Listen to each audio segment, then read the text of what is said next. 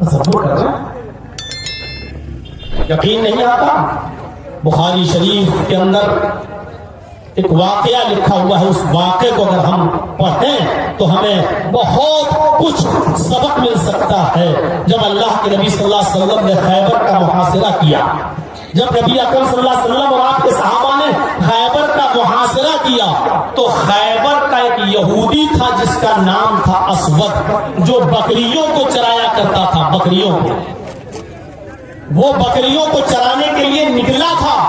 جب بکریوں کو چرا کے آیا تو اس نے دیکھا کہ خیبر کا محاصرہ ہو چکا ہے اور صحابہ کرام نبی اکرم کے محمد کے چاہنے والوں نے چاروں طرف سے گھیر لیا ہے۔ تو وہ محمد رسول اللہ کے صحابہ سے کہنے لگا کہ کون ہے تمہارے نبی، ذرا مجھے ان سے ملوائیے، میں ملنا چاہتا ہوں۔ صحابہ کرام نے اشارہ کیا کہ وہ ہے اللہ کے نبی جو خیمہ لگا ہوا ہے، اسی خیمے کے اندر ہمارے پیغمبر موجود ہیں۔ اس نے خیمے کا پردہ ہٹایا، وہ سوچ رہا تھا کہ مسلمانوں کے نبی ہیں، صحابہ کے نبی ہیں، مقام و مرتبہ ان کا بلند ہے، وہ صحابہ جو نبی کی بڑی عزت کرتے ہیں، بڑی ٹھاٹ باٹ سے رہ رہے ہوں گے، اچھا بستر بچھا ہوا ہوگا اور بہت ہی عیش و آرام کے ساتھ اس خیمے میں ہوں گے۔ ان سے ملنے کے لیے باڈی گارڈ کی ضرورت ہوگی، ان سے ملنے کے لیے پرمیشن کی ضرورت ہوگی، پرمیشن لینے کی۔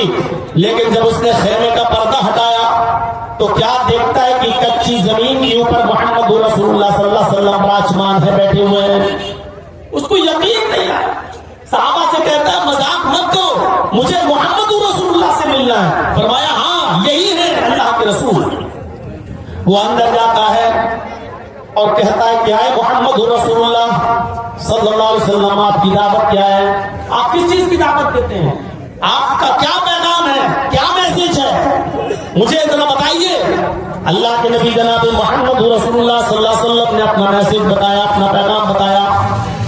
ہماری دعوت صرف یہی ہے، بولو لا الہ الا اللہ، اس بات کا اقرار کر لو، شہادت دے دو کہ اللہ کے علاوہ کوئی معبود نہیں اور محمد اللہ کے رسول۔ ہم سے زیادہ بہتر عرب کے کافر جانتے تھے کہ اگر لا الہ الا اللہ کہہ دیا تو ہمیں کیا کیا چھوڑنا پڑے گا۔ صرف لا الہ الا اللہ محمد رسول اللہ کہلوا نہیں رہے ہیں، لا الہ الا اللہ کہلوانے کے پیچھے کیا کیا چیزیں ہمیں کہنے کے بعد چھوڑنا پڑے گی۔ عرب کے کافر اچھی طریقے سے جانتے تھے، وہ جانتے تھے کہ ہم جو 360 مورتیاں اور بت رکھے ہوئے خانے کعبہ میں ان کو چھوڑنا پڑے گا۔ وہ جانتے تھے کہ ود، سوا، یغوث، یعوق اور نصر، ہم جو ان سے ہیلپ اور مدد طلب کرتے ہیں ان کو چھوڑنا پڑے گا۔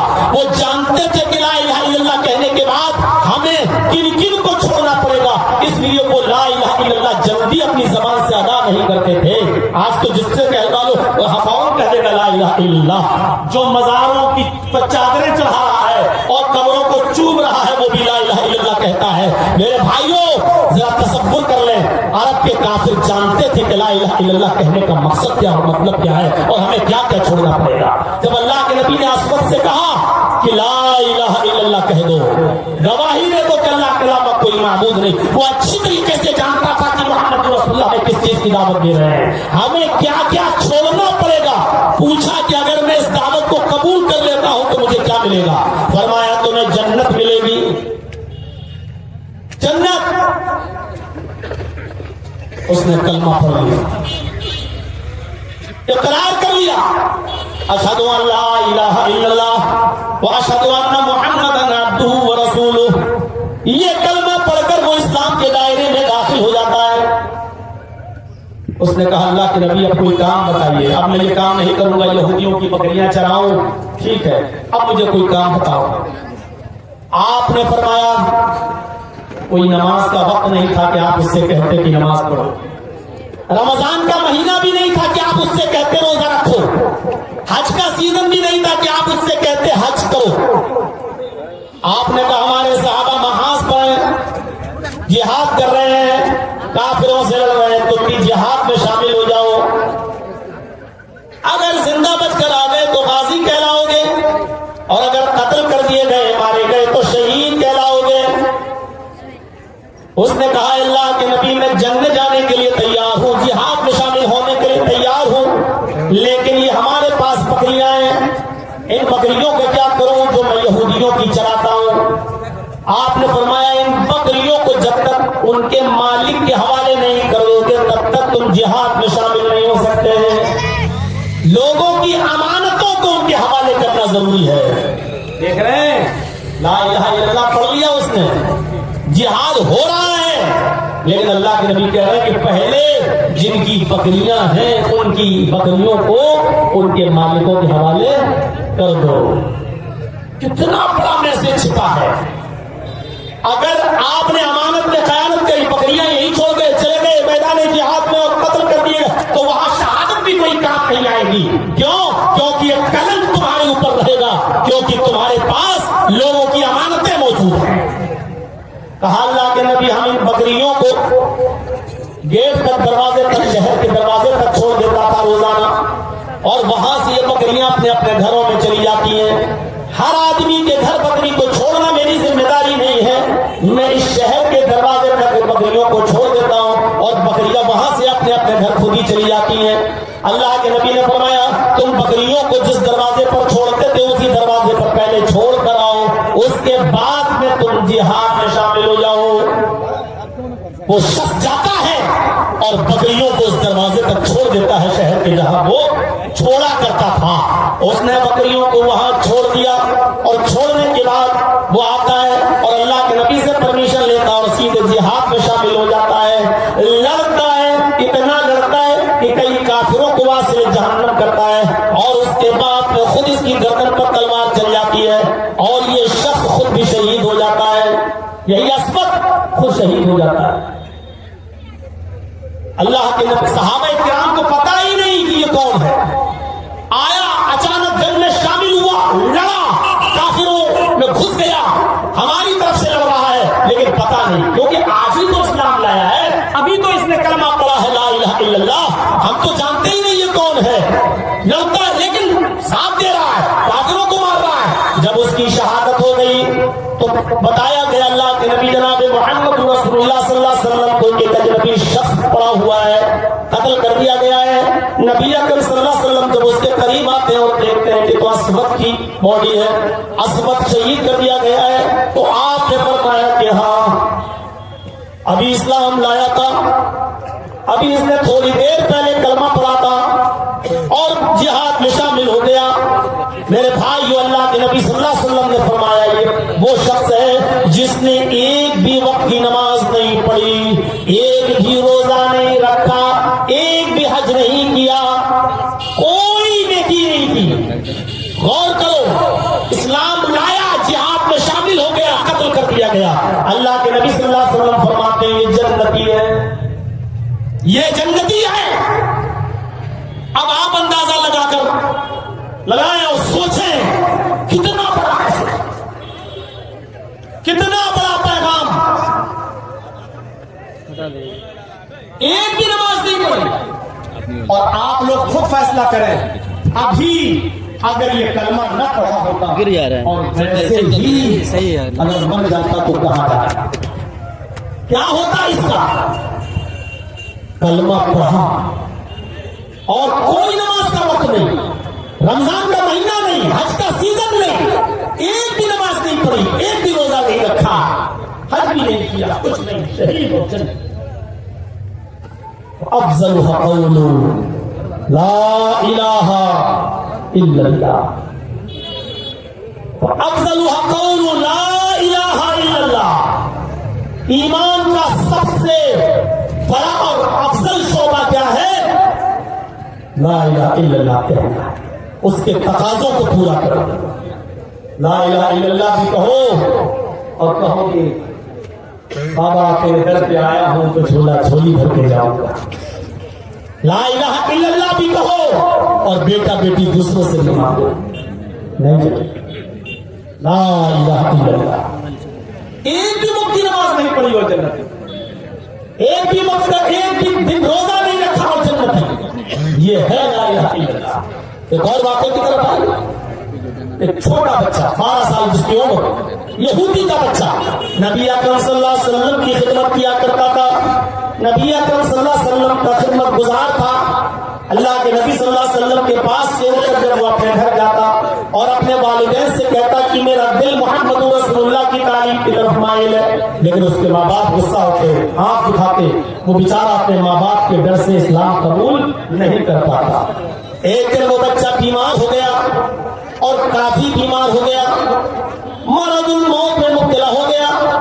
جب نبی اکرم صلی اللہ علیہ وسلم کو اس بات کی اطلاع ملی، جب نبی اکرم صلی اللہ علیہ وسلم کو اس بات کا پتہ چلا، جب اللہ کے رسول صلی اللہ علیہ وسلم کو اس بات کا علم ہوا کہ وہ یہودی بچہ جو میری خدمت کیا کرتا تھا بیمار ہے، تو آپ اس کی عیادت کے لیے اس کے گھر تشریف لے گئے۔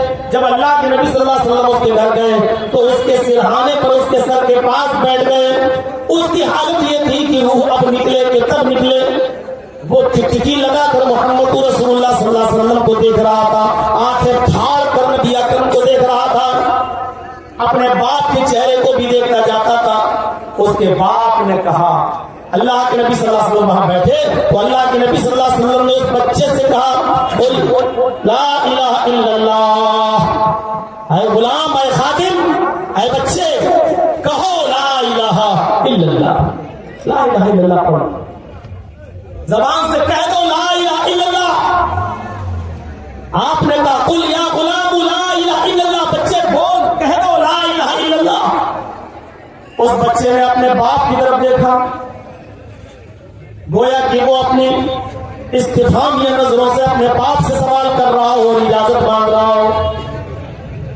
اس کے باپ نے اپنے بیٹے کو دیکھا اور اپنے بیٹے کی تمنا جو حالت صحت و تندرستی میں وہ ظاہر کیا کرتا تھا، اس کا خیال کرتے ہوئے اس کے باپ نے جو یہودی تھا اپنے بچے سے کہا، اطیع ابا القاسم، بیٹے تم ابو القاسم کی بات مان لو، ان کی فرما برداری کرو، وہ جو کہہ رہے ہیں اس زبان سے، اپنی زبان سے اس کلمے کو نکال لو، جاؤ، تمہاری بھی مرضی یہی تھی، پہلے تم بھی یہی چاہتے تھے، لیکن میرے غصے کی وجہ سے تم اسلام قبول نہیں کرتے تھے۔ اگر تمہارا دل محمد رسول اللہ کی بات پر ہے، ان کی تعلیم پر ہے، اور تم یہاں آ کر مجھے بتاتے تھے، تو بیٹا پڑھ لو، کہہ دو محمد رسول اللہ القاسم جو کہہ رہے ہیں ان کی اطاعت کرو، فرمانبرداری کرو، مان لو۔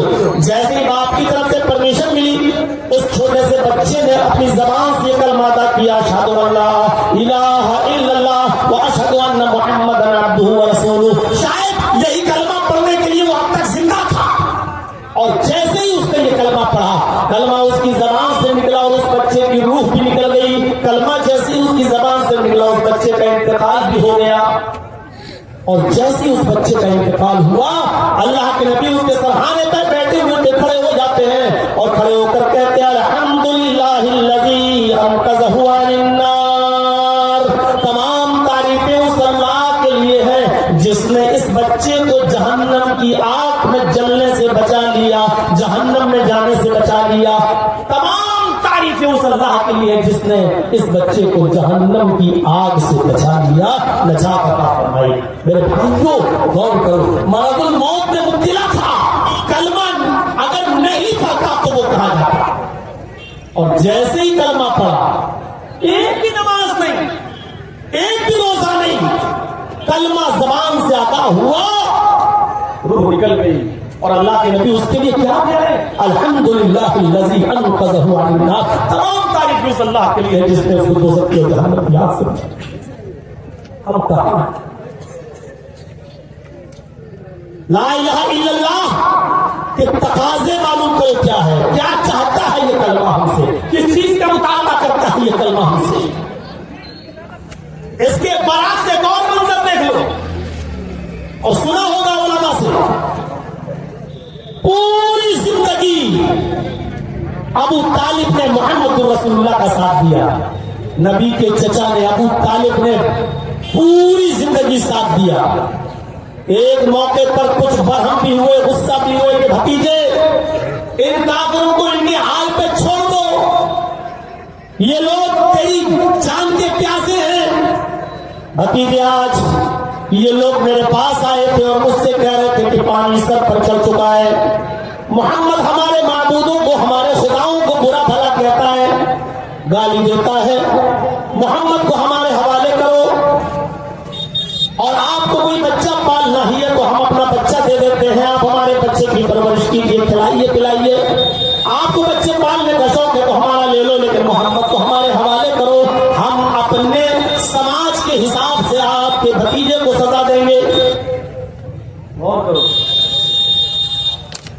طالب نے کہا واہ کتنا اچھا فیصلہ کرتے ہو، تمہارے بچے کو کھلا پلا کر میں سانپ کی طرح موٹا تازہ کروں اور میرے بھتیجے کو لے جاؤ اور اس کو تم مارو اور قتل کرو، کیا فیصلہ لے کے آئے ہو، کتنا اچھا ججمنٹ کر رہے ہو، کتنا اچھا فیصلہ کر رہے ہو تم۔ تو آئے ابو طالب پھر اپنے بھتیجے کو روکتے کیوں نہیں ہو؟ پانی سر پہ چل چکا ہے۔ جب یہ کافرین مکہ وہاں سے چلے جاتے ہیں تو اللہ کے نبی صلی اللہ علیہ وسلم کو بلایا جاتا ہے۔ جب یہ کافر وہاں سے چلے جاتے ہیں تو ابو طالب اپنے بھتیجے کو بلاتے ہیں اور محمد رسول اللہ صلی اللہ علیہ وسلم سے بہت شائستگی کے ساتھ گفتگو کرتے ہیں اور کہتے ہیں کہ بھتیجے میرے اوپر اتنا بوجھ نہ ڈالو کہ میں برداشت نہ کر سکوں، میرے اوپر اتنی ذمہ داری نہ ڈالو کہ میں برداشت نہ کر سکوں۔ آج کافر تمہارا مطالبہ کرنے لگے، مجھ سے تمہیں مانگنے لگے سزا دینے کے لیے، تمہیں قتل کرنے کے لیے، ان کو ان کے حال پہ چھوڑ دو، ان کے پیچھے مت پڑو۔ آئے میرے بھتیجے تجھے میری زندگی میں اگر کچھ ہو گیا تو میں اس صدمہ برداشت نہیں کر سکتا۔ تو محمد رسول اللہ صلی اللہ علیہ وسلم نے جو جواب دیا وہ چھوٹے چھوٹے بچوں کی تقریروں میں بھی آپ نے سنا ہوگا کہ اللہ کے نبی نے اس وقت کیا جواب دیا، اے چچا جان ہم آپ کے مدد کے بھروسے پر دعوت و تبلیغ کا کام نہیں کر رہے ہیں، یہ توحید کی لا الہ الا اللہ کی دعوت آپ کی تعاون کے بھروسے پر نہیں، اللہ کے تعاون اللہ کی مدد اسی پر بھروسہ کرتے ہوئے میں دے رہا ہوں۔ رہی آپ کی پریشانی تو آج سے آپ آزاد ہیں، آپ فری ہیں، آپ ہمارا ساتھ چھوڑنا چاہتے ہیں تو چھوڑ دیجئے، لیکن آپ مجھ سے جس چیز کی توقع رکھتے ہیں کہ میں دین توحید کی دعوت چھوڑ دوں تو میرا جواب یہ ہے کہ یہ کافرین مکہ اگر سورج لے کر آ جائیں، سورج توڑ کر لائیں اور داہنے ہاتھ پر لا کر رکھ دیں اور چاند اکھاڑ کے توڑ کے لائیں اور بائیں ہاتھ پر رکھ دیں، یہ کام ان کے لیے تو آسان ہو سکتا ہے، لیکن یہ آسان نہیں کہ میں دین حق اور دین توحید کی دعوت سے باز آ جاؤں، لا الہ الا اللہ کی دعوت سے میں باز آ جاؤں، یہ ممکن نہیں ہے، یہ پاسبل ہی نہیں ہے کہ میں لا الہ الا اللہ کی دعوت چھوڑ دوں۔ آپ پیچھے ہٹ رہے ہیں ہٹ جائیں، آپ اپنا ہاتھ ہٹانا چاہتے ہیں تو ہٹا دیں، لیکن میں دین حق سے باز نہیں آ سکتا ہوں، یعنی لا الہ الا اللہ کی دعوت ہر حال میں دے کر رہا ہوں۔ کتنا اسٹرانگ جواب! یہی سے پتا چلتا ہے نبی اکرم صلی اللہ علیہ وسلم کی بہادری، یہی سے پتا چلتا ہے نبی اکرم صلی اللہ علیہ وسلم کا جذبہ، آپ کا حوصلہ۔ معلوم ہے کہ ابو طالب کا سہارا ہٹ گیا تو ہم کتنی پریشانی میں آ جائیں گے، جانتے ہیں، لیکن پھر بھی کہہ رہے ہیں کہ اگر آپ ہٹنا چاہیں تو ہٹ جائیں، آپ اپنا ہاتھ ہٹانا چاہیں تو ہٹا لیں، اور رہی میری بات تو یہ کافرین مکہ سورج چاند اکھاڑ کے لائیں، دائیں اور بائیں ہاتھ پہ لا کے رکھ دیں، یہ تو آسان ہو سکتا ہے لیکن یہ آسان نہیں کہ میں دعوت چھوڑ دوں۔ جب یہ جواب ابو طالب نے سنا تو کہا بھتیجے تو پھر جاؤ، جس دعوت کو دے کر اللہ تعالیٰ نے تمہیں بھیجا اس دعوت کو تم پورا کرو، اس دعوت کو پہنچاؤ۔ رہی میری بات تو جب تک میری سانس میں سانس ہے، میرے جسم میں روح ہے، جب تک میرے جسم میں سانس چلتی رہے گی، آخری سانس تک میں تمہاری مدد کرتا رہوں گا۔ دیکھتا ہوں کہ میری زندگی میں تمہیں فروغ دیا جائے، دیکھتا ہوں میری زندگی میں تمہارا کون کیا بگاڑتا ہے۔ اے میرے بھتیجے جاؤ، تم دعوت و تبلیغ کا کام کرو، توحید کی دعوت بلند کرو، جہاں تک پاسبل ہوگا میں تمہاری مدد کرتا رہوں گا، میں اپنی زندگی میں تمہاری اوپر کوئی آنچ نہیں آنے دوں گا۔ کتنی مدد کرتے تھے چچا ابو طالب، لیکن جب ابو طالب کے انتقال کا وقت آیا، مرض الموت میں مبتلا ہو گئے تو محمد رسول اللہ کی آنکھوں میں آنسو آ گئے کہ آج میرا چچا حالت کفر میں مر رہا ہے، آج میرا چچا حالت کفر میں جا رہا ہے، چلو آخری مرتبہ چلتا ہوں اور اپنے چچا کو دین توحید کی دعوت دیتا ہوں، اسی کلمے کی طرف بلاتا ہوں۔ اگر میرے چچا نے مرنے سے پہلے یہ کلمہ پڑھ لیا تو ہمارے چچا نجات پا جائیں گے اور ہمیں خوشی ہوگی۔ امید کا ایک سہارا ہے، امید ہے ایک آسرا، ایک سہارا ہے، اور اسی امید کے آسرے پر جا رہے ہیں کہ آج چچا کو پھر دعوت دیں، لیکن وہاں بہت سے لوگ بیٹھے ہوئے ہیں، ابو جہل بھی بیٹھا ہے، ابو لہب بھی بیٹھا ہے، اور بھی بہت سے کافر بیٹھے ہوئے ہیں، ان کے سامنے کیسے دعوت دیں؟ میرے بھائیوں تھوڑی دیر کے لیے کچھ لوگ ہٹ جاتے ہیں لیکن پھر بھی کچھ لوگ وہاں موجود ہیں. اللہ کے نبی جناب محمد رسول اللہ صلی اللہ علیہ وسلم اپنے چچا کے کان میں کہتے ہیں اے میرے چچا, آپ کا بھتیجا آج آپ کے پاس آپ کی اس کنڈیشن میں, آپ کی اس حالت میں ایک ہی امید لے کر آیا ہے. آپ کان میں کہہ رہے ہیں اے چچا جان, آخری وقت ہے, چلا چلتا وقت ہے, آخری موقع ہے, کم سے کم جانے سے پہلے لا الہ الا اللہ کہہ دیجئے. قل لا الہ الا اللہ فی اذنی. اے میرے چچا, آپ زور سے نہیں کہہ سکتے, مت کہیے, سب کے سامنے نہیں کہہ سکتے, مت کہیے. اے میرے چچا, میرے کان میں کہہ دو, کسی کو پتا نہیں چلے گا, میں بھی نہیں بتاؤں گا, صرف میرے کان میں بھی اگر آپ نے کہہ دیا تو میں گواہ بن جاؤں گا اور قیامت کے دن اللہ سے آپ کی شفاعت کراؤں گا, اللہ سے آپ کی سفارش کروں گا, اللہ رب العالمین کے سامنے مجھے موقع مل جائے گا آپ کے حق میں سفارش کرنے کا, شفاعت کرنے کا. آیا میرے چچا میرے کان ہی میں کہہ دیجئے, آپ کو زور سے کہنے کی ضرورت نہیں, صرف میرے کان میں کہہ دیجئے. چچا بیمار, مرض الموت میں مبتلا, ساری زندگی نبی کی سیوا کی, نبی کی خدمت کی, اور اللہ کے نبی اسی امید کے ساتھ جا رہے کہ چچا جان آخری وقت میں کم سے کم لا الہ الا اللہ کہیں میں میرے کان میں کہہ دیجئے, اللہ سے ہم سفارش کرا لیں گے انشاءاللہ.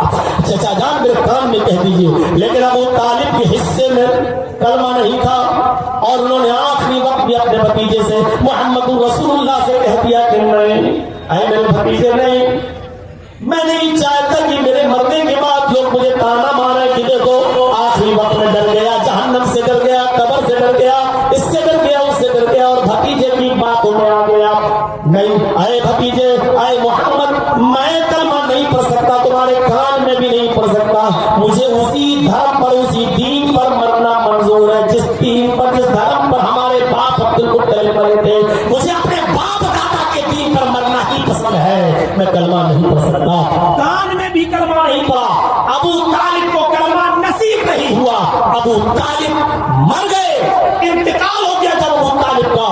تو اللہ کے نبی کو اپنے چچا کے حالت کفر میں مرنے کا بہت صدمہ ہوا, بہت افسوس ہوا, لیکن ان کی خدمات کو سوچ سوچ کر کہنے لگے کہ اپنے چچا کے لیے میں مغفرت کی دعا کروں گا, اللہ سے کہوں گا کہ اللہ میرا چچا بہت ہی رحم دل تھا, اس نے آخری وقت میں میرا سہارا دیا. اور جیسے ہی نبی اکرم نے اپنے کافر چچا کے لیے جو ابھی حالت کفر میں مرا ہے اس کے لیے دعائیں مغفرت کرنا چاہیے, تو اللہ تعالیٰ نے آسمان سے جبریل کو بھیج کر منع کر دیا اور فرمایا 70 مرتبہ بھی اپنے کافر باپ کے لیے اگر دعا کرو گے, یعنی پھر وہی کثرت مراد ہے, یعنی دعا کرتے کرتے, مغفرت کی دعا کرتے کرتے آپ کی دن اور رات گزر جائے, آپ کی زندگی ختم ہو جائے, پھر بھی ہم آپ کے چچا کی مغفرت نہیں کریں گے. کسی مومن مرد کے لیے, کسی کے جائز ہی نہیں ہے کہ کسی مومن کے لیے کہ کسی کافر کے لیے وہ دعائیں مغفرت کرے.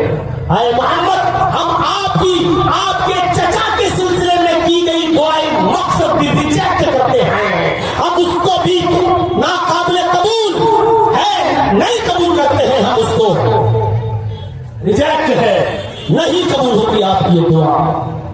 آپ کتنی مرتبہ بھی مغفرت کی دعا کر لیں, لیکن میں آپ کے چچا کو ابو طالب کو معاف نہیں کروں گا, بخشوں گا. ہاں, کتنا ضرور ہے کہ آپ کی زندگی بھر وہ سیوا کرتا رہا, آپ کے ساتھ کاندھے سے کاندھا ملا کر کھڑا رہا. اس کے وجہ سے ہم اتنا کر سکتے ہیں کہ آپ کے چچا کو سب سے ہلکا عذاب ہے, لیکن جہنم میں آپ کے چچا کو بھی جانا ہوگا, اور ابو طالب کو سب سے ہلکا عذاب جہنم کے اندر دیا جائے گا. میرے بھائیوں غور کرو, لا الہ الا اللہ کی حیثیت کو پہچانو, لا الہ الا اللہ کے مقام کو پہچانو. یہودی بچہ 12 سال کی عمر میں کلمہ پڑھتا ہے, ایک بھی نماز نہیں پڑھتا, روزہ نہیں رکھتا ہے. اللہ کے نبی کہہ رہے ہیں اللہ کا شکر ہے, تمام تعریف اللہ کے لیے جس نے اس کو جہنم کی آگ سے بچا لیا. اسود ایمان لاتا ہے, کلمہ پڑھتا ہے, اور جہاد میں شامل ہوتا ہے اور شہید ہو جاتا ہے. اللہ کے نبی فرماتے ہیں کہ وہ شخص ہے جس نے ایک بھی نماز نہیں پڑھی اور روزہ نہیں رکھا لیکن جنتی ہے, شہید ہو گیا ہے, یہ جنتی ہے. ایک طرف کلمہ پڑھنے کی بنیاد پر وہ لوگ جنت کے مستحق ہو گئے جنہوں نے ایک بھی نماز نہیں پڑھی, اور ایک طرف وہ شخصیت ہے جس نے पूरी जिंदगी नबी का साथ दिया, जिसने पूरी जिंदगी नबी अकरम के कांधे से कांधा मिलाकर चलता रहा, नबी अकरम के ऊपर आने वाले हर तीर, हर तलवार को झेला और उसका जवाब दिया और खड़ा रहा नबी अकरम की मदद के लिए। लेकिन हालत कुफ्र में मरता है, कलमा पढ़े बगैर मरता है, तो ऐसा शख्स जहन्नम का हकदार बनता है। तो यहाँ से आप समझिए ला इलाहा इल्लल्लाह की हैसियत और उसका मकाम और उसका दर्जा क्या है। ला इलाहा इल्लल्लाह का माना सिर्फ यही है कि अल्लाह के अलावा कोई माबूद नहीं, और जब माबूद आपने मान लिया तो इसका मतलब यह है कि अल्लाह के अलावा कोई हस्ती ऐसी नहीं कि जिसको पुकारा जाए अपनी हाजत रवाई के लिए और अपनी मुश्किल कुशाई के लिए। और जब पुकारो उसको तो ये अकीदा भी नहीं होना चाहिए कि उसको जरूरत है शुरका की, उसको जरूरत है सिफारिशियों की। हम इनके जरिए अल्लाह तक अपनी आवाज को पहुंचाएं और अपनी दुआओं को पहुंचाएं। मेरे भाइयों, ये अकीदा तौहीद के मुनाफी है। अल्लाह को किसी वसीले की जरूरत नहीं है। इन्नल्लाह समीउन बसीर, बहुत ही ज्यादा सुनने वाला और बहुत ही ज्यादा देखने वाला है। हम और आप क्या सुनेंगे? हमारी और आपकी कुव्वत समाअत तो बसारत क्या है? जर्जी साहब को सिर्फ ये लोग दिखाई दे रहे हैं जो यहां बैठे हैं, और उस सड़क के पार जो गाड़ियां जा रही है उसके पार उस तरफ क्या है हमको नहीं दिखाई दे रहा है। हमको सिर्फ आपकी आवाज सुनाई दे रही है, लेकिन हमारे पर्दे के पीछे 1 मील की दूरी पर कौन रो रहा है, कौन चीख रहा है, चिल्ला रहा है, उसकी आवाज हम तक नहीं आ रही है। मेरे भाइयों, जरा तसव्वुर करिए, तसव्वुर करिए एक वाक़े की तरफ। हम आपको लेके चलते हैं। और इतने साबित एक सहाबी हैं, अपनी बीवी खौला बिन्त सालबा से ज़िहार कर लेते हैं और गुस्से की हालत में कह देते हैं, अंत अलैया कज़हर उम्मी, तू मुझ पर मेरी माँ की पीठ की तरह है, हावी हो चुकी। गोया कि अपनी बीवी को गुस्से में कह दिया कि जिस तरह मेरी माँ मुझ पर हराम है उसी तरीके से तू भी मुझ पर हराम है। गुस्से में कह तो दिया, होता है गुस्से में। और जिन लोगों के मुंह से गुस्से में तलाकें निकल जाती है तो फिर पूछो कितने परेशान होते हैं जब गुस्सा ठंडा होता है उनका। अरब के अंदर ये दस्तूर था कि उसकी वही शक्ल थी, इसको भी शौहर और बीवी के दरमियान जुदाई का एक रास्ता माना जाता था कि तुमने अपनी बीवी को अपने ऊपर अपनी मां की तरह हराम कर लिया है, अब जुदाई के अलावा कोई रास्ता नहीं है। अभी कोई एहकाम नाज़िल नहीं हुए थे, अल्लाह के रसूल सल्लल्लाहु अलैहि वसल्लम के पास भी अभी कोई रास्ता नहीं था। जब गुस्सा ठंडा होता है तो औस इब्न साबित बहुत परेशान होते हैं, ये क्या हुआ, और अपनी बीवी से कहते हैं खौला बिन्त सालबा से कि मेरे मुंह से जो जुमले निकले नहीं निकलना चाहिए, लेकिन अब हो क्या सकता है, तीर तो कमान से निकल चुका है। औस इब्न साबित ने अपनी बीवी खौला बिन्त सालबा से कहा, क्या खौला, तुम मोहम्मद रसूलुल्लाह सल्लल्लाहु अलैहि वसल्लम के पास जाओ और उनसे गुजारिश करो, वो तुम्हारे और मेरे दरमियान कोई रास्ता निकालेंगे, मेरे और तुम्हारे दरमियान कोई सबील निकालेंगे। जाओ, अल्लाह के रसूल हैं, उनके पास जिब्रील आते हैं, अल्लाह उनकी सुनता है, इसलिए अल्लाह के नबी के पास जाओ, अल्लाह के नबी से रास्ता निकालने की गुजारिश करो। हजरत आयशा बयान करती है कि खौला बिन्त सालबा ने जब दरवाजे को खटखटाया, उस वक्त मैं अपने हुजरे में थी, मैंने दरवाजा खोला तो सामने खौला खड़ी है। मैंने कहा खौला, उन्होंने सलाम किया और अंदर आने की इजाजत तलब की। मैंने सलाम का जवाब दिया, उनको अंदर आने की इजाजत दी।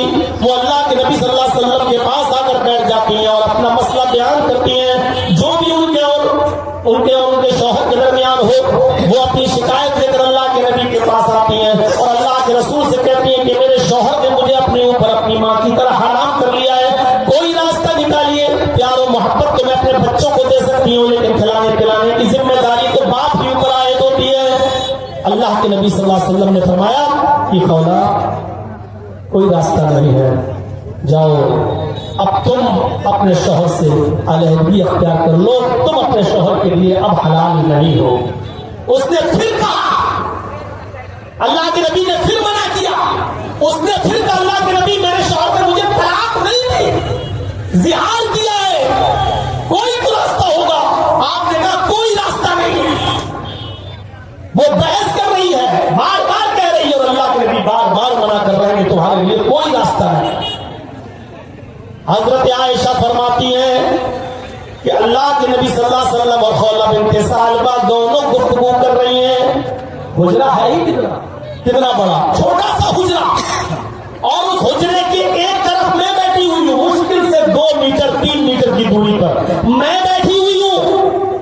اللہ کے نبی اور خولہ بنت ثعلبہ دونوں گفتگو کر رہی ہیں. لم اسمع کلامہما, لیکن ان دونوں کی گفتگو کو میں نہیں سن رہی تھی. وہ دونوں کیا باتیں کر رہی ہیں, خولہ کیا باتیں کر رہی ہیں اور اللہ کے نبی کیا جواب دے رہے ہیں, اس گفتگو کو میں نہیں سن رہی تھی. اللہ کے رسول کی اور خولہ بنت ثعلبہ کی باتوں کو حضرت عائشہ کہتی ہے کہ میں نہیں سن پا رہی تھی کہ وہ دونوں کیا باتیں کر رہی ہیں. بس یہ جملہ یاد رکھنا, حضرت عائشہ کہہ رہی ہم نہیں, وہ دونوں کیا باتیں کر رہے تھے ہمیں نہیں سنائی دے رہا تھا. مجھے پتا, جبکہ میں قریب ہی میں تھی, یعنی آہستہ آہستہ گفتگو چل رہی تھی اور ان دونوں کی گفتگو کو میں صحیح سے نہیں سن پا رہی تھی. بہرحال اللہ کے نبی نے کہا کہ کوئی راستہ نہیں, جاؤ تم الگ رہو, تم الگ ہو چکی ہو, ابھی کوئی احکام نازل نہیں ہوئے تو آپ اپنی طرف سے کیسے کہہ دیں. اللہ کے رسول کو اپنی طرف سے کچھ بولتے نہیں ہیں. ما ينطق عن الهوى ان هو الا وحی یوحى. محمد رسول اللہ اس وقت تک نہیں بولتے جب تک کہ اللہ ان کو بولنے کا حکم نہ دے دے, جب تک جبرائیل نہ بتا دیں. آپ اپنی مرضی سے کچھ نہیں بولتے. ایسے ہی نہیں اللہ تعالیٰ نے ذمہ داری لی ہے, اور ایسے ہی وہی بھی مانگے تو حل کہا ہے. ما آتاکم الرسول فخذوہ, تمہیں محمد رسول اللہ جو دے وہ لے لو. اتنی بڑی بات اللہ نے کیوں کہی, رسول تمہیں جو دے وہ لے لو. اللہ یہ بھی تو کہہ سکتا تھا کہ اللہ تمہیں جو دے وہ لے لو. اللہ نے یہ نہیں کہا اللہ تمہیں جو دے وہ لے لو. اللہ نے کیا کہا, رسول تمہیں جو دے, محمد رسول اللہ تمہیں بن حیث الرسول تمہیں جو دے وہ لے لو. جو بھی تمہیں دے وہ لے لو, جن چیزوں سے روکے رو. اللہ کو اتنا بھروسہ کیوں, کیونکہ اللہ جانتا ہے کہ میرا رسول اپنی طرف سے کوئی بات دیتا ہی نہیں ہے, کسی کو بولتا ہی نہیں ہے. یہ تو آج کل کے ہم جیسے ملا مولوی اپنی طرف سے جو چاہے کہہ جائیں اور کہتے ہیں کہ یہ اسلام کا حصہ ہے, اور دین کا نام لے لے کر وہ کام کروائیں. تیجا, 10واں, 20واں, 40واں, قرآن خوانی, یہ سارے کے سارے کام جن کا اسلام سے کوئی تعلق نہیں. مرنے والے کے مرنے کے 3 دن کے بعد بھی کھلاؤ, 10 دن کے بعد بھی لوگوں کو بلا کر کھلاؤ, پھر 20 دن کے بعد بھی 20واں کرو, پھر اس کے مرنے کے 40 دن کے بعد بھی 40واں کرو. اب تو برسی بھی ہونے لگی کہ اس کے مرنے کے 1 سال کے بعد پھر برسی کرو. قرآن مرنے کے بعد قرآن پڑھ کے بس. ان چیزوں کا کوئی تعلق نہیں ہے اسلام سے, لیکن اسلام کا نام لے لے کر لوگ کروا رہے ہیں اور اسلام سے جوڑ رہے ہیں. میرے بھائیوں, ہمارے اور آپ کے کلیجے اور ہمارے اور آپ کے دل دیکھیے کتنے مضبوط ہو چکے ہیں کہ اتنا بڑا دین کا نام لے کر ہم یہ سب کام کروا رہے ہیں, جبکہ محمد رسول اللہ اپنی طرف سے کچھ نہیں بولتے. اور ایک جگہ تو اللہ نے اتنی بڑی گارنٹی دی ہے کہ میرا نبی اپنی طرف سے کچھ نہیں بولتا. اے دنیا والوں, اگر محمد رسول اللہ نے بھی اپنی طرف سے کچھ کہہ دیا, وَلَوْ تَقَوَّلَ عَلَيْنَا بَعْضَ الْأَقَاوِيلِ لَأَخَذْنَاهُ بِالْيَمِينِ. اگر محمد رسول اللہ صلی اللہ علیہ وسلم نے, میرے نبی نے اپنی طرف سے تمہیں کچھ دے دیا, میری پرمیشن کے بغیر, میری اجازت کے بغیر, میرے حکم کے بغیر, اگر اپنی طرف سے زبان کھول دی اور اپنی طرف سے کچھ کہہ دیا, لَأَخَذْنَاهُ بِالْيَمِينِ, تو ہم اس کا بھی داہنا ہاتھ پکڑ لیں گے, تو ہم اس کا بھی داہنا ہاتھ پکڑ لیں گے. ثُمَّ لَقَطَعْنَا مِنْهُ الْوَتِينَ, پھر ہم اس نبی کی, اس رسول کی بھی گردن کاٹ ڈالیں گے.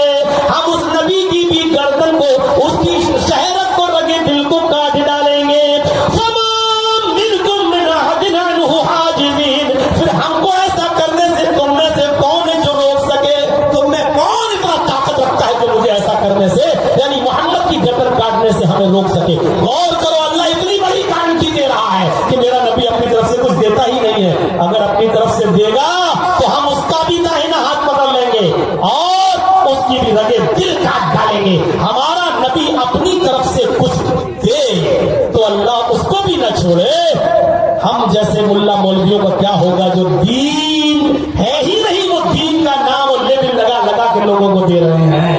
میرے بھائیوں، ایک مرتبہ بیویوں کی بات مان کر اللہ کے رسول نے سب کے سامنے کہہ دیا آج کے بعد میں شہد نہیں پیوں گا۔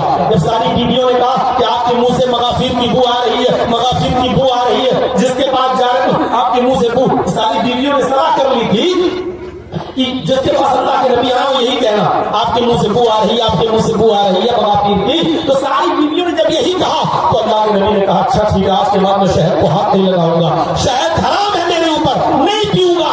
آپ نے صرف اپنی زبان سے اتنا کہہ دیا آج کے بعد شہد مجھ پر حرام، میں نہیں پیوں گا، فوراً اللہ نے جبرائیل کو بھیج دیا قرآن کی یہ آیت لے کر، یا ایھا النبی لما تحرم ما احل اللہ لک، اے نبی آپ کون ہوتے ہیں، آپ کو کیا اختیار ہے اس چیز کو حرام کرنے کا جس کو اللہ نے حلال کیا ہے آپ کے لیے۔ میرے بھائیوں نظر لگاؤ، اللہ کے نبی نے اپنی طرف سے کہہ دیا آج کے بعد شہد نہیں پیوں گا، حرام ہے مجھ پر، نہیں پیوں گا۔ اللہ تعالیٰ نے کہا آپ کون ہوتے ہیں کسی چیز کو جو حلال کی ہو اللہ نے آپ کے لیے اور آپ اس کو اپنے لیے حرام کر رہے ہیں، آپ کو یہ اختیار کس نے دے دیا؟ ذرا غور کرو میرے پیارے ساتھیوں، اللہ کے نبی نے جس چیز کو اپنے اوپر حرام کیا اللہ نے جان دیا کہ آپ کون ہوتے ہیں، نہیں صرف اپنی بیویوں کو خوش کرنے کے لیے آپ یہ جملے بول رہے ہیں۔ آپ ایسا نہیں کر سکتے ہیں، کسی چیز کے حلال کو حرام اور حرام کو حلال کرنے کا اختیار تو اللہ نے محمد رسول اللہ کو بھی نہیں دیا، تو آج ہمارے اور ہم جیسے ملا مولویوں کو یہ اختیار یہ پاور کس نے دے دیا؟ تو میرے بھائیوں بات تھوڑی سی میں آگے کر رہا ہوں کہ اللہ کے نبی صلی اللہ علیہ وسلم نے کہا کہ جاؤ، کوئی راستہ نہیں۔ خولہ بنت ثعلبہ وہاں سے نکلی، حافظ ابن کثیر نے تفسیر ابن کثیر کے اندر نقل کیا ہے، جیسی خولہ بنت ثعلبہ حجرہ عائشہ سے نکلی سیدھے مسجد نبوی میں داخل ہو گئی، انہوں نے وضو بنایا اور 2 رکعت نماز ادا کی، اور 2 رکعت نماز پڑھنے کے بعد انہوں نے اللہ رب العالمین سے فریاد کی، اے اللہ میرے شوہر نے مجھ سے زہار کر لیا ہے، مجھے اپنے اوپر اپنی ماں کی طرح حرام کر لیا ہے، اے اللہ میرے اور میرے شوہر کے درمیان کوئی راستہ نکال۔ حافظ ابن کثیر نقل کرتے ہیں اس عورت نے دعا میں یہ بھی کہا کہ اے اللہ تیرے نبی کی چوکھٹ بند ہو گئی، تیرے نبی کا دروازہ بند ہو گیا، جب ساری جگہوں سے میں نا امید ہو چکی ہوں تو اب تیری چوکھٹ کی امید ہے، الہ العالمین تیری چوکھٹ وہ چوکھٹ ہے جہاں سے کوئی نراش نہیں ہوتا ہے، جہاں سے کوئی مایوس نہیں ہوتا ہے، اے اللہ میرے اور میرے شوہر کے درمیان کوئی راستہ نکال۔ اس نے یہ دعا کی، ابھی وہ دعا کر ہی رہی تھی، جملے ختم بھی نہیں کرنے پائی تھی کہ اللہ تعالیٰ نے جبرائیل امین کو بھیج دیا، جبرائیل محمد رسول اللہ کے پاس آتے ہیں اور قرآن کی آیتیں لے کر نازل ہوتے ہیں، قد سمع اللہ قول التی تجادلک فی زوجہا وتشتکی الی اللہ واللہ یسمع تحاورکما ان اللہ سمیع بصیر۔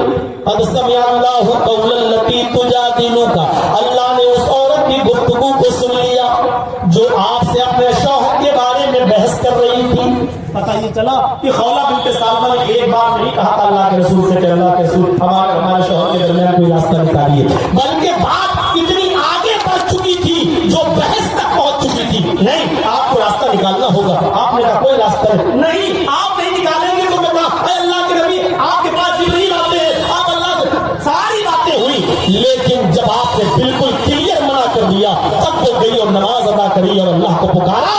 اللہ کے نبی کو پتا ہی نہیں کہ وہ مسجد میں ہے، مسجد نبی میں دعا کر رہی ہے، نبی کو معلوم ہی نہیں، نبی کا دروازہ بند ہے لیکن وہ اللہ کو پکار رہی ہے، یہاں جبرائیل بتلا رہے ہیں۔ اللہ نے اس عورت کی گفتگو کو سن لیا جو اپنے شوہر کے بارے میں آپ سے بحث کر رہی تھی، وتشتکی الی اللہ، اور اللہ سے بھی شکایت کر رہی، اللہ سے بھی فریاد کر رہی، اللہ کو بھی پکار رہی، اللہ سے بھی مدد مانگ رہی ہے۔ آگے والا جملہ سنو، واللہ یسمع تحاورکما، اللہ تم دونوں کی گفتگو کو سن رہا تھا۔ اے محمد صلی اللہ علیہ وسلم، اللہ آپ کی اور آپ خولہ بنت ثعلبہ کی گفتگو کو سن رہا تھا، اللہ تعالیٰ نے سن رہا تھا۔ حضرت عائشہ کہہ رہی لم اسمع کلامہما، ان دونوں کی گفتگو مجھے نہیں سنائی دے رہی تھی، اتنی دھیرے دھیرے بات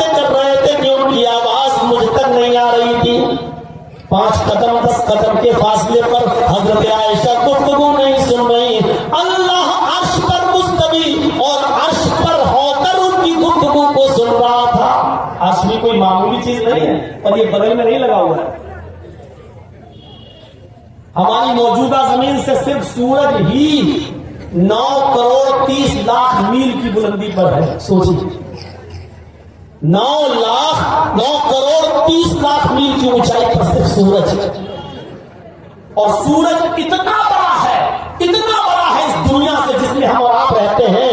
अगर इस दुनिया को पूरा जिस दुनिया का तस्वीर हमारे दिमाग में, इस दुनिया को सूरज के अंदर अगर डाल दिया जाए तो सूरज में दुनिया ऐसी नजर आएगी जैसे बहुत बड़ी कोई फील्ड के अंदर एक गेंद पड़ी हुई है, एक बॉल पड़ी हुई है, फुटबॉल पड़ी हुई है। जैसे उस फुटबॉल की उस फील्ड में कोई हैसियत नहीं है, ऐसे ही इस दुनिया की कोई हैसियत नहीं है सूरज के आगे।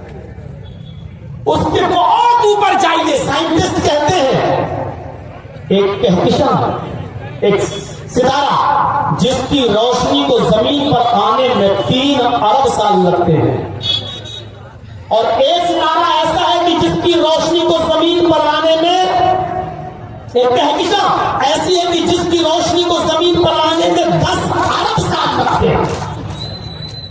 ये हम नहीं कह रहे, आज की मौजूदा साइंस कह रही है उस रोशनी को जमीन पर आने में 10 अरब साल लगते हैं, जबकि अभी पहला आसमान नहीं आया। उस सितारे की रोशनी को जमीन पर आने में 10 अरब साल, और 10 अरब साल वो भी कब लगते हैं? उसकी रोशनी कितनी हार्ड और कितनी स्पीड से है उसकी रोशनी की रफ्तार में, आपको नहीं मालूम। एक सेकंड में 3 लाख मील की रफ्तार तय करती है। एक सेकंड में 3 लाख मील। हम घंटे की बात नहीं कर रहे हैं, मिनट की बात और घंटे की बात नहीं कर रहे हैं। एक सेकंड में आप छपको खोल लो, 1 सेकंड हो गया। 1 सेकंड में वो रोशनी कितनी रफ्तार तय करती है कहकशां की? 3 लाख मील। तब उस रोशनी को जमीन पर आने में कितना साल लगता है? 10 अरब साल।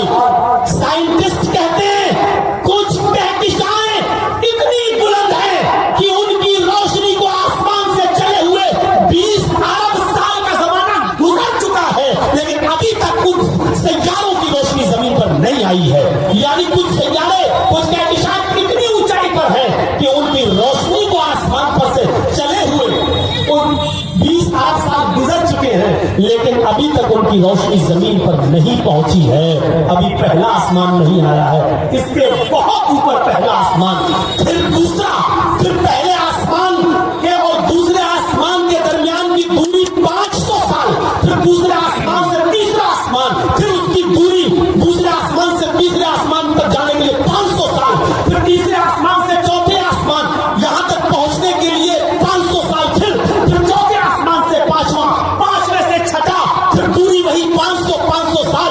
और एक आसमान की इस कोने से लेके एक ये आसमान है, ये आसमान, ये उसकी सकाफत है, मोटाई है, यहां से लेकर इस आसमान के इस छोर तक आने के लिए फिर 500 साल, फिर इस आसमान से दूसरे आसमान तक जाने के लिए 500 साल, फिर उस आसमान की किनारे से आखिरी किनारे तक जाने की फिर 500 साल। मेरे भाइयों, जोड़ते जाओ और पहुंच जाओ 7वें आसमान पर। फिर उसके बाद एक समंदर, अल्लाह का अर्श पहले समंदर पे था, समंदर, और फिर उसके ऊपर अल्लाह तबारक व तआला का अर्श, फिर समंदर को पार करने की मसाफत, फिर अल्लाह के अर्श तक। गौर करो, इतनी बुलंदी पर, इतनी ऊंचाई पर, इतनी बुलंदी पर होने के बाद वो क्या कह रहा है? वल्लाहु यस्मउ तहाबुरकुमा, अल्लाह तुम दोनों की गुफ्तगू को सुन रहा था। हजरत आयशा बगल में बैठी है, लमस्मा कलामहुमा, कहती है हम उन दोनों के कलाम को, उन दोनों की गुफ्तगू को नहीं सुन पा रहे थे। किस वसीले की जरूरत है अल्लाह को? इतनी ऊंचाई से जब इन दोनों की गुफ्तगू को सुन रहा है तो फिर क्या चाहिए? कौन है हमारी दुआओं को अल्लाह तक ले जाए?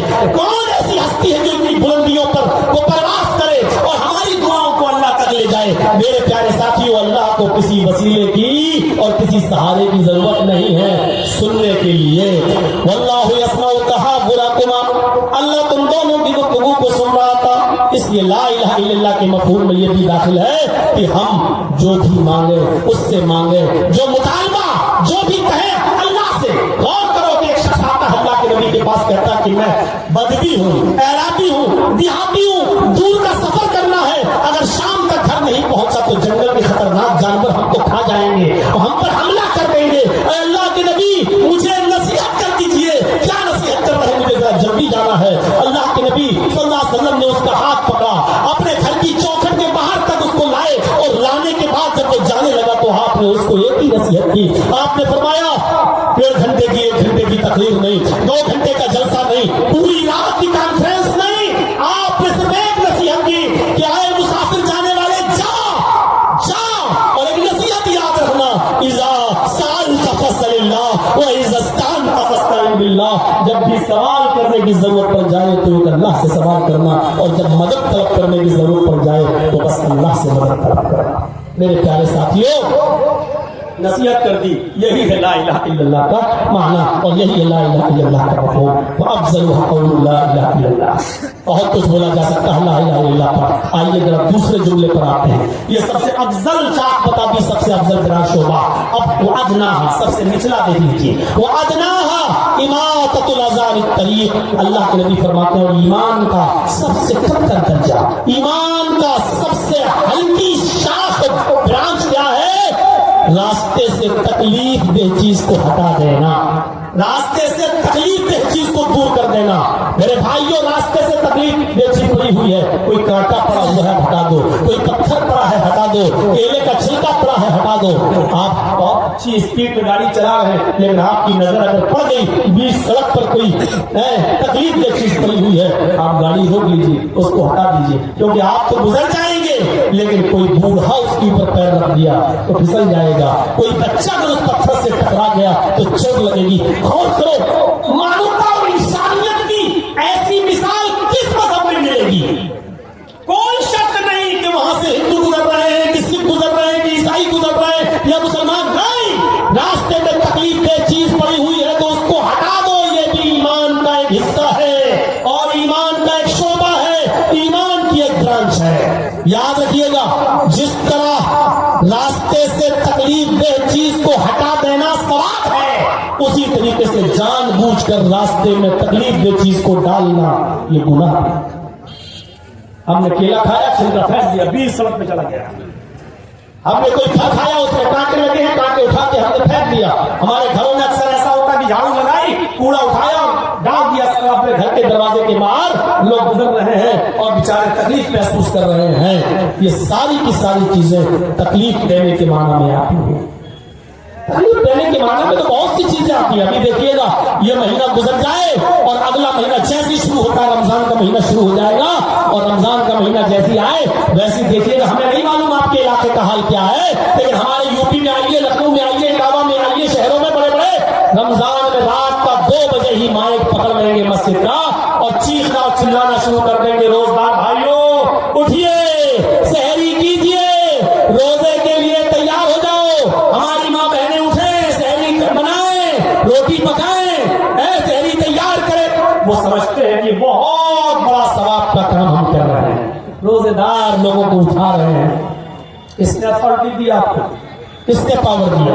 اب آپ کہو گے مولانا صاحب روزے دار لوگوں کو روزہ رکھنے کے لیے اٹھانا کیا گناہ ہے؟ میرے بھائیوں، آپ تکلیف دے رہے ہیں، آپ نہیں اٹھا سکتے، کیوں اٹھا رہے ہیں آپ؟ کس نے کہا کہ یہ طریقہ آپ اپنائیے؟ ارے جس کو روزہ رکھنا ہے، آج کل گھڑیاں ہیں، موبائل ہے الارم والا، اس کو معلوم ہے، آج کل آپ تمام سافٹ ویئر آتے ہیں، آپ اس میں لوڈ کر لیں، دیکھ لیں کہ کب سحری کا ٹائم ختم ہو رہا ہے۔ آپ اپنے حساب سے اٹھیے، سحری کیجیے، اور آپ جو ہے خود اپنا طریقہ اپنائیے، کسی کے محتاج مت رہیے، کیونکہ آپ کو روزہ رکھنا ہے۔ کچھ ایسے لوگ بھی ہیں شریعت نے جن کو روزے کی رخصت دی ہے، آپ کون ہوتے ہیں ان کی نیند میں ڈسٹرب کرنے کے لیے؟ مان لیجیے بہت بوڑھا آدمی ہے، نہیں روزہ رکھ سکتا ہے، اب وہ صرف فدیہ دے کر کام چلا رہا ہے، اس کی دوا چل رہی ہے، وہ بیچارہ ڈپران 5 mg 10 mg کی لے کے سو رہا ہے، اس کو ڈاکٹر نے دوا کے ساتھ نیند کی گولی بھی تجویز کی ہے، وہ نیند نہیں آتی ہے اس کو، وہ جب تک نیند کی ٹیبلٹ نہیں لیتا ہے سوتا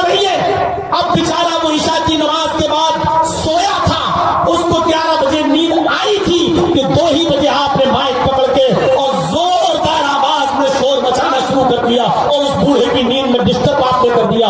उस बूढ़े पर रोजे की रुख्सत है, लेकिन वो उठ गया और अब उसको नींद नहीं आ रही है, उसका तबीयत और ज्यादा खराब हो रही है। अब इसका जिम्मेदार कौन है मेरे भाइयों, मुझे बताइए आप। उसके ऊपर तो रोजा नहीं था, शरीयत ने कहा था कि फिदिया दे दे, वो एक मिस्कीन को खाना खिलाता, उसके लिए काफी था, इतना वो कर लेता। आपने उसकी नींद में डिस्टर्ब करके उसको उठाकर उसके मर्ज में इजाफा किया। इस तकलीफ देने का बताइए गुनाह किसके ऊपर पड़ेगा?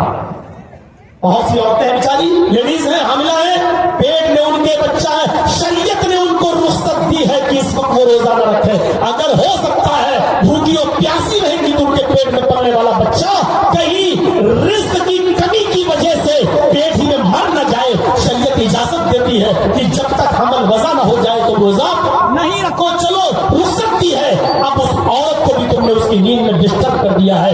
या जो औरतें अपने बच्चों को दूध पिला रही हैं, शरीयत ने उनको रुख्सत दी है कि चलिए वो दूध पिलाती है अपने बच्चों को, अभी तुम्हारे ऊपर रोजा नहीं, छोड़ दो, चलिए कर लीजिएगा बाद में। लेकिन अब आप अंदाजा लगाइए, उनकी नींद में हम डिस्टर्ब कर रहे हैं, उनकी नींद में है। बहुत से लोग बीमार रहते हैं, नहीं रोजा शरीयत ने रुख्सत दी है कि बीमार हो तो तुम रोजा छोड़ दो।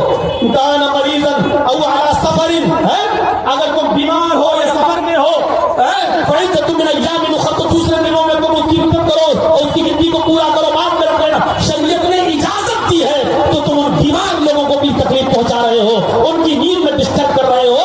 आप समझ रहे हो हम बहुत बड़ा नेक काम कर रहे हैं। ये सारी चीजें लोगों को तकलीफ देने के जुमरे में आती है।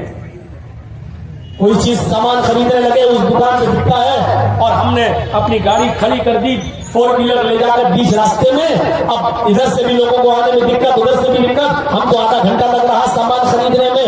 गलत जगह पर गाड़ी का पार्क करना भी, जिसमें लोगों के आने जाने का मसला हो, मेरे भाइयों ये भी तकलीफ देने के जुमरे में आता है, ये भी तकलीफ देने के जिम्मे में आता है। गलत जगह हम गाड़ी पार्क नहीं कर सकते। शादी होना है हमारी बेटी की, लोग आएंगे, 300-400 आदमियों को खाना खिलाना है, घर के बाहर आने जाने का रास्ता है, हमने वही कैद डाल दिया है। अब बेचारे लोग घूम कर 2 किलोमीटर से जा रहे हैं और वहां से आना जाना। मेरे भाइयों आपको ये इख्तियार नहीं है कि रास्ते को आप जाम करेंगे और आने जाने के वाले लोगों को आप तकलीफ देंगे। हो सकता है कोई इमरजेंसी मरीज बेचारा जा रहा हो और उसको 2 किलोमीटर या 5 किलोमीटर का सफर तय करके फिर आगे जाना हो, इतनी देर में उस मरीज की हालत सीरियस हो और वो बेचारा मर जाए अस्पताल पहुंचने से पहले, तो इन तमाम चीजों को आप तकलीफ देने के जिम्मे में माना जाएगा।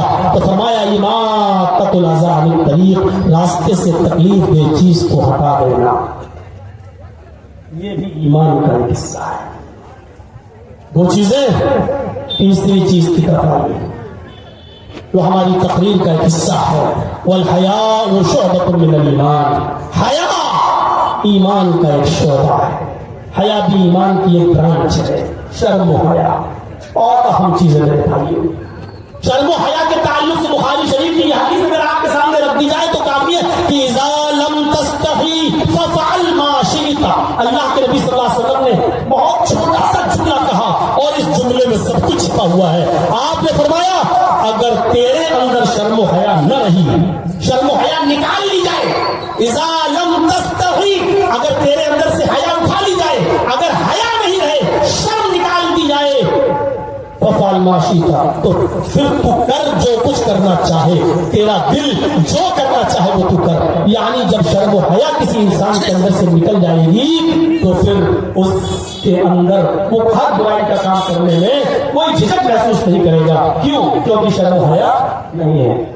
मैंने 20 साल पहले का जमाना देखा है, हमारी माँ बहन बेटियां जो शर्म के साथ चलती थी, आज 20 साल के बाद वो शर्म हया नहीं। और आगे आने वाला जमाना हर दिन पहले दिन से ज्यादा मजीद खतरनाक होता जा रहा है। आज देख लीजिए पश्चिमी सभ्यता, वेस्टर्न कल्चर, मगरबी तहजीब इतनी हावी हो चुकी है कि आज शर्म हया का जनाजा निकल चुका है।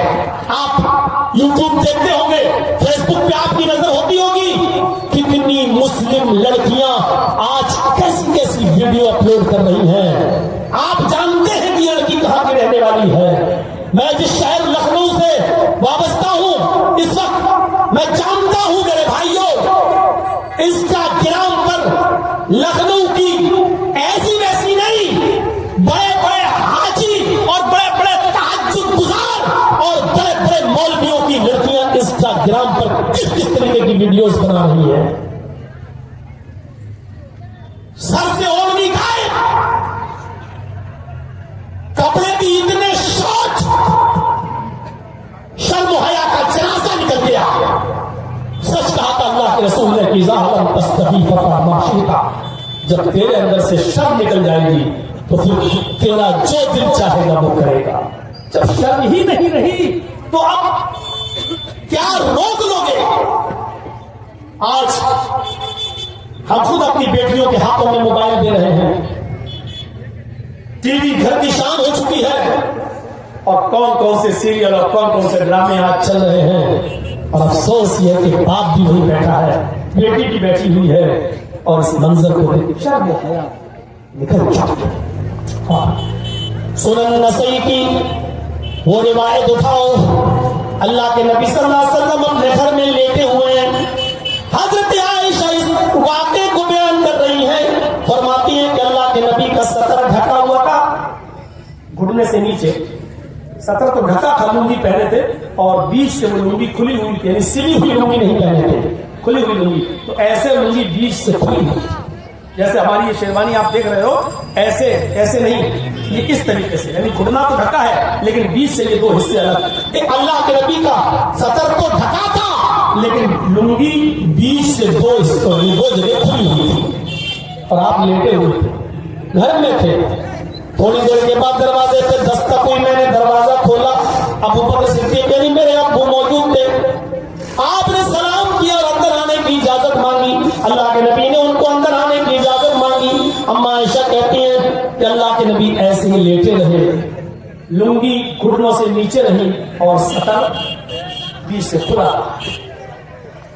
آپ تھوڑی دیر گفتگو میں لگے رہے ابو بکر سے، تھوڑی دیر کے بعد دروازے پہ دستک ہوئی تو دوبارہ دروازہ کھولا تو اب سامنے عمر فاروق رضی اللہ تعالیٰ عنہ، انہوں نے سلام کیا اور اندر آنے کی اجازت مانگی، اللہ کے نبی نے اجازت دی، وہ بھی اللہ کے نبی کے پاس بیٹھ گئے۔ امی عائشہ کہتی ہے اللہ کے رسول لیتے رہے، اٹھ کے نہیں بیٹھے، آپ کی لنگی نیچے رہی اور بیچ سے جو کھلا کا حصہ وہ کھلا رہا، یعنی سطر تو ڈھکا تھا، لنگی کھلی، دوستوں۔ تھوڑی دیر کے بعد پھر دروازے پہ دستک ہوئی، پھر دروازہ کھولا گیا تو عثمان غنی رضی اللہ تعالیٰ عنہ کہا گیا، اے اللہ کے نبی عثمان ہے، سلام کر رہے ہیں اور اندر آنے کی اجازت مانگ رہے ہیں۔ آپ نے سلام کا جواب دیا، فرمایا عثمان کو تھوڑی دیر باہر کھڑا رکھو، تھوڑی دیر، ابھی اندر آنے کی اجازت بعد میں ملے گی، تھوڑی دیر باہر۔ اما عائشہ بیان کرتی ہیں کہ اللہ کے نبی صلی اللہ علیہ وسلم لیٹے تھے، اٹھ کے بیٹھ گئے، آپ نے اپنی لنگی کے حصے کو اس حصے کے اوپر کیا اور اس طریقے سے لنگی کو پھیلا لیا، یعنی سمیٹ لیا اور صحیح سے بیٹھ گئے۔ پھر آپ نے حضرت عثمان کو اندر آنے کی اجازت دی، حضرت عثمان اندر آئے، تینوں لوگوں نے گفتگو کی اور گھر سے چلے گئے۔ جب یہ تینوں گھر سے چلے گئے تو اما عائشہ کہتی ہے میں نے پوچھا اے اللہ کے رسول آج میں نے ایک عجیب منظر دیکھا ہے، میرے ابو آئے، آپ لیٹے تھے اور لنگی گھٹنے سے نیچے تھی لیکن کھلی ہوئی تھی، ابو عمر آئے، آپ لیٹے رہے، لنگی سطر ڈھکا رہا لیکن لنگی بیچ سے کھلی رہی۔ آپ کو میں نے دیکھا کہ جب عثمان آئے تو آپ اٹھ کر بیٹھ جاتے ہیں اور لنگی کو سمیٹ لیتے ہیں اور نیچا کر لیتے ہیں، لنگی کا ایک حصہ دوسرے حصے کے اوپر ڈال لیتے ہیں اور آپ لنگی کو نیچے کر دیتے ہیں۔ آپ نے لنگی کو سمیٹ لیا اور صحیح سے بیٹھ جاتے ہیں۔ آپ نے ایسا کیوں کیا اور ایسا عثمان کے آنے پر کیوں کیا؟ میرے ابو اور عمر فاروق بھی تو آئے تھے۔ اللہ کے نبی صلی اللہ علیہ وسلم نے فرمایا عائشہ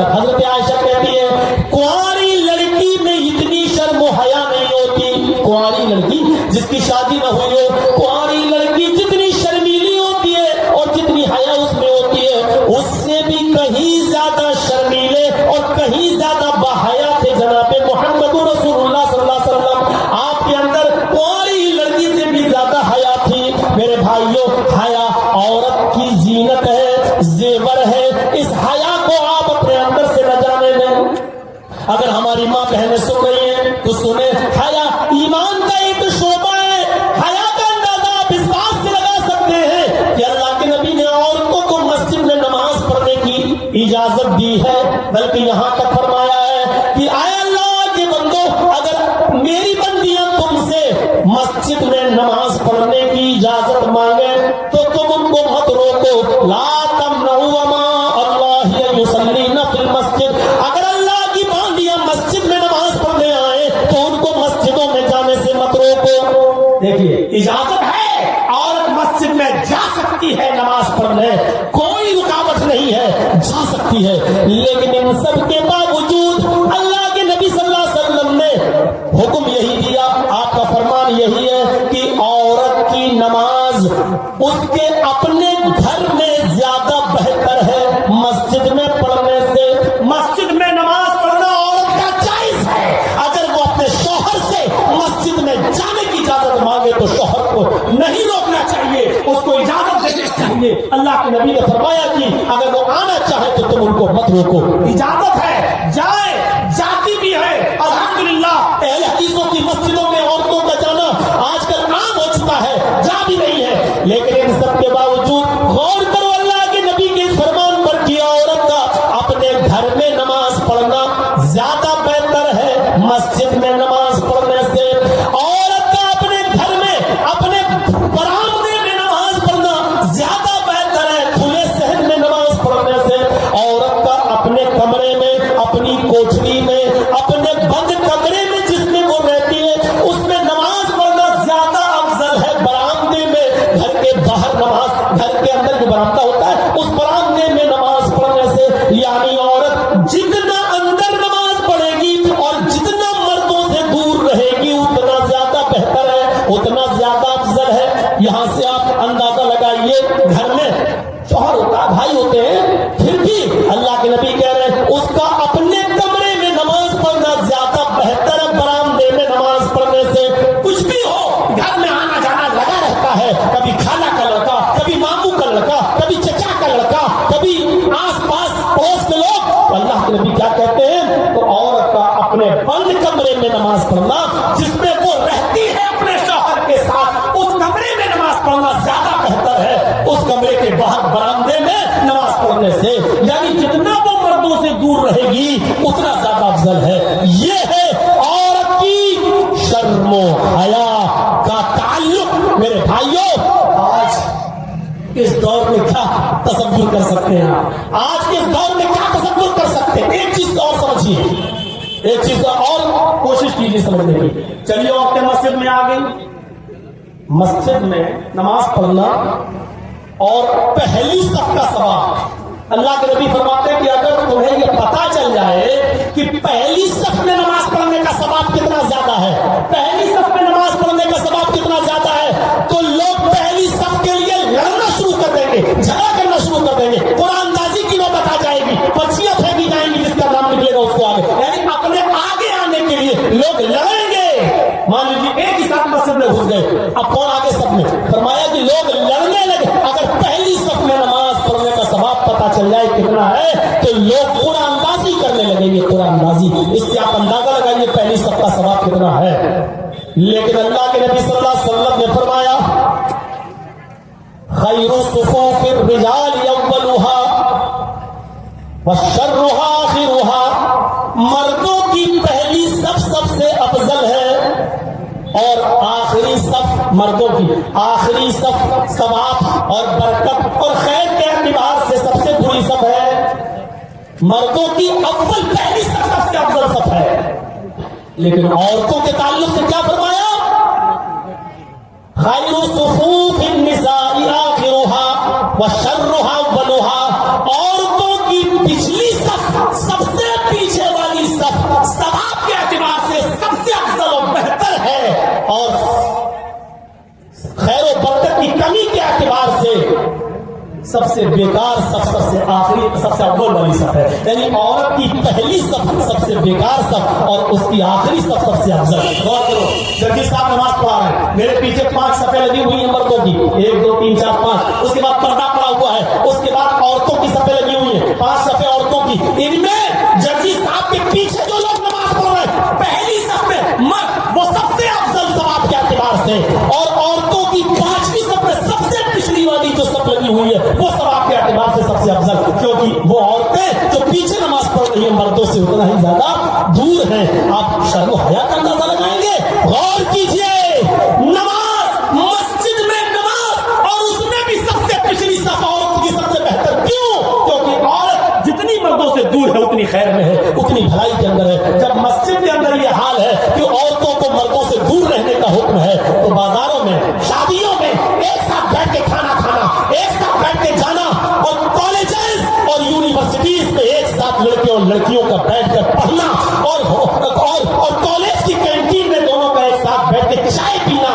मेरे भाइयों जरा गौर कीजिए, इस्लाम का इससे क्या ताल्लुक है? मेरे भाइयों, निकाह के मौके पर क्या होता है? अल्लाह के नबी ने कहा कुंवारी लड़की है और उससे शादी हो रही है तो उसकी इजाजत क्या है?